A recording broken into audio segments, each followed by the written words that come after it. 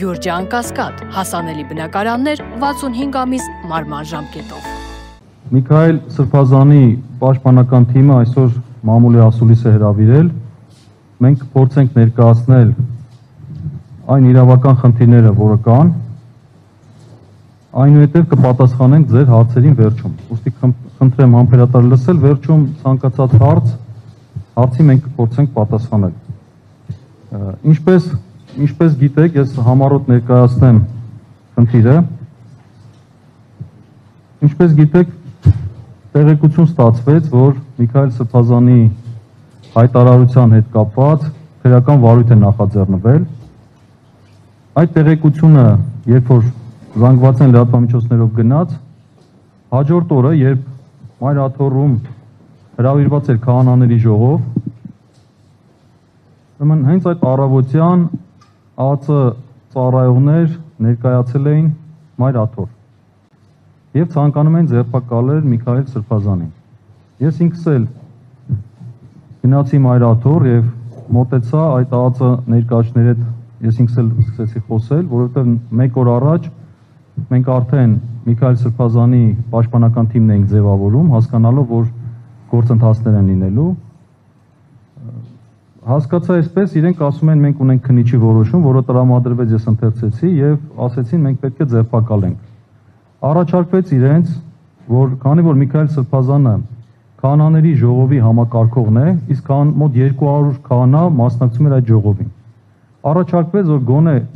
քահանաների ներկայությամբ դա չանել, այլ ժողովը երբ որ ավարտվի, Միքայել Սրբազանը դա իր որոշումն էր, ինքը կգնա կամովին կգնա քննչական մարմին։ Քանի որ որևէ մտահոգվելու բան չունի։ Ազգային անվտանգության ծառայության ներկայացուցիչները չէին համաձայնվել, ասեն ոչ, հիմա պետք է մենք քննիչի որոշումը կատարենք։ Այդ ժամանակ մենք նրանց ասեցինք մի վարքան մենք քննարկելու բաներ ունենք եւ առանձնացանք Միքայել Սրբազանի հետ, առանձին սկսեցինք քննարկել ինչ տարբերակներ կան։ Ես իհարկե շատ բաներ կա, չեմ կարող ձեզ ասել, ներքին խոսակցությունները, Միքայել Սրբազանի եւ իմ խոսակցությունները եւ մյուսների, բայց ինչ թույլատրելի սահմաններում է կասեմ։ Տեսեք, կար երկու տարբերակ։ Տարբերակ առաջին՝ կամովին գնալ, տարբերակ երկուս՝ հարկադրաբար տանային։ Երրորդ տարբերակ չկար։ Ինչքան էլ մենք հիմա զգացմունքային դաշտում փորձում ենք ասել, որ կար երրորդ տարբերակ չկար։ Միքայել Սրբազան ասեց, ես ուզում եմ գնալ։ Քանի որ գիտենք, որ երկրորդ տարբերակը դա բռնի ուժն է կիրառվելու, որովհետև այդ ընթացքում, երբ որ մենք բանակցում ենք, Միքայել Սրբազանի հետ խոսում ենք եւ այդ ԱԱԾ ծառայողներն էլ դրսում սպասում են, թե մենք ինչ ենք պատասխանելու, այդ ժամանակ ասեցին, որ դիմակավորված ԱԱԾ հատուկ ջոկատայիններն են ներխուժել Մայր աթոռի տարածք։ Ես ինքս էլ ճանապարհ երբ որ գնում եի, ամբողջ Էջմիածին քաղաքը լցված էր ոստիկանական ուժերով։ Այսինքն տարբեր տեղեր, մեքենաներով, ոստիկանական մեքենաները լցված էին։ Այդ ընթացքում քահանաները, ներողություն, մի այսպիսի բան էլ տեղի ունեցավ, մենք գնացինք քահանաների մոտ, որպեսզի Միքայել Սրբազանը քահանաներին բացատրի իրավիճակը եւ ասի, որ սի իրավիճակ կա։ Մեր քահանաների մոտ օբյեկտիվորեն վրդովմունք առաջացրեց այս վիճակը, իրենք դա վերագրեցին, որ սա իրենց դեմ ուղղված է, սա եկեղեցու դեմ ուղղված քայլ է, որովհետեւ դիտավորյալ հատուկ ընտրել են այն օրը, երբ որ քահանաները կան եւ Մայր աթոռից բերման ենթարկելու, որպեսզի դրանով նաեւ ինչ որ առումով ջարդեն եկեղեցուն։ Այդ վրդովմունքը եղավ եւ քահանաների մեծ մասը ասեց մենք խորհուրդ ենք տալիս չգնալ։ Երբ որ մենք Միքայել Սրբազանի հետ եւ էլի հոգեվորականի հետ ներսում քննարկում ենք մեր անելիքները, այդ ժամանակ արդեն դրսից աղմուկ լսվեց եւ դուրս եկանք տեսանք, որ ոստիկանները փորձում են հրել մեր քահանաներին, որպեսզի ներխուժեն ներս Միքայել Սրբազանի ձերբակալելու համար։ Այդ ժամանակ մենք միջամտեցինք, ասելով մի ուժ կիրառեք, դիտավորյալ մի սրեք վիճակը, որովհետև մենք ձեզ ասել ենք, որ Միքայել Սրբազանը պատրաստ է ներկայանալ քննիչի մոտ, բայց թողեք մենք այդ տեխնիկական պայմանների մասին քննարկենք, որովհետև դուք հիմա վատ վիճակի մեջ եք դրել։ Դուք հիմա այսքան մարդու վրդովմունքն եք առաջացրել, մի ավելորդ սրեք վիճակը։ Այդ ընթացքում բնականաբար նաև մեր քաղաքացիները եկան եւ սկսեցին մոտենալ այդ վայրը։ Այնուհետև ներսում կրկին քննարկումներ էր գնում, Միքայել Սրբազանը ինքը կրկին իր որոշումը ասեց, ես ուզում եմ գնալ, ես վախենալու բան չունեմ, ես ուզում եմ գնալ։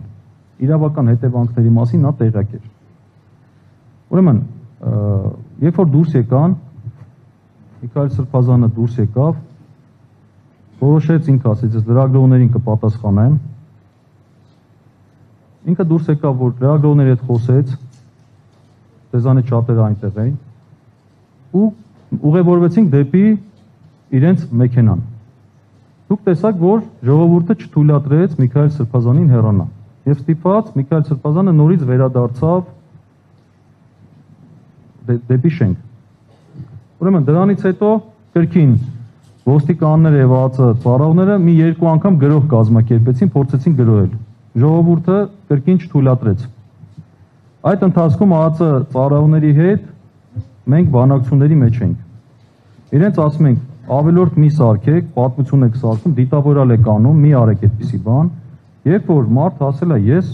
ուզում եմ գամ, ինչու եք նման սր, ինչու եք եկել այստեղ, հենց ժողովրդի առջև ոստիկանական ու ԱԱԾ ձեր ուժերով փորձում եք սրել իրավիճակը։ Միքայել Սրբազանը չի խուսափում գալուց եւ ասել է, ես ուզում եմ գամ, արհեստական մի սրեք։ Դրանից հետո տեսնելով նաեւ, որ իրավիճակը իրոք բարդանում է, ոստիկանության ուժերը ասեցին, մենք հեռանում ենք։ Մենք հեռանում ենք, եթե դուք կամովին ուզում եք գալ, ապա մենք հեռանում ենք։ Իհարկե, դրանից հետո էլ մենք Ոչ, ի սկզբանե չէին համաձայնվում, ժամը արդեն 10:00-ին եկել ուզում էին տանեն։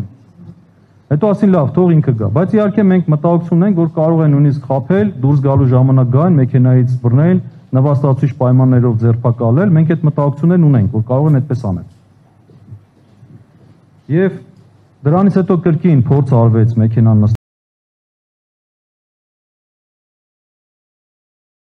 նստելու, նորից չստացվեց, նստեցինք մեքենան, էլի մեր ժողովուրդը չթույլատրեց Սրբազանին գնալու։ Այնուհետև Սրբազանը ինքը ասեց, ես ոտքով կգնամ, ոտքով, դուք ինքներդ եք տեսել, ոտքով ինքը ուղևորվեց դեպի ոտքով քայլեց Էջմասնի քաղաքի մի հատված, հետո մեքենայով գնացինք քննչական կոմիտե։ Ուրեմն ասեմ, երբ որ մենք հասանք քննչական կոմիտե,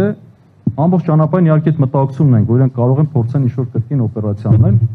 Երբ որ հասանք, նույնիսկ փորձեցին գալ եւ Միքայել Սրբազանի ձեռքերը կոմիտեի դիմացը բռնել։